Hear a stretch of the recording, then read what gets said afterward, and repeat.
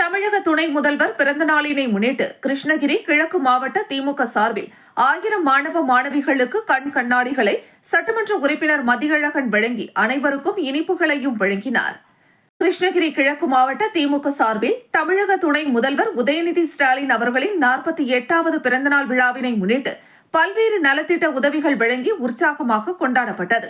இதன் ஒரு பகுதியாக கிருஷ்ணகிரி புதிய பேருந்து நிலையம் அருகில் அமைந்துள்ள பேரறிஞர் அண்ணாவின் திருவுருவ சிலைக்கு மாலை அணிவித்து பொதுமக்களுக்கு இனிப்புகள் உள்ளிட்ட நலத்திட்ட உதவிகள் வழங்கப்பட்டது.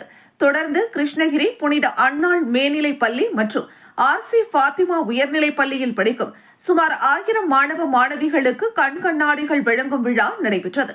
இந்த விழாவில் கலந்து கொண்ட பர்கூர் திமுக சட்டமன்ற உறுப்பினரும் கிழக்கு மாவட்ட திமுக செயலாளருமான மதியழகன் பார்வை குறைபாடுகள் கொண்ட மாணவ மாணவிகளை கண்டறிந்து 1000 பேருக்கு கண் கண்ணாடிகளை வழங்கினார். அப்போது மாவட்ட அவைத்தலைவர் நாகராஜ், நகர பொறுப்பாளர்கள் அஸ்லாம், வேல்மணி, மாநில பொதுக்குழு உறுப்பினர் அஞ்சூர் நாகராஜ், சாவித்ரி கடலரசு மூர்த்தி உள்ளிட்ட பலர் இந்த விழாவில் கலந்து கொண்டனர்.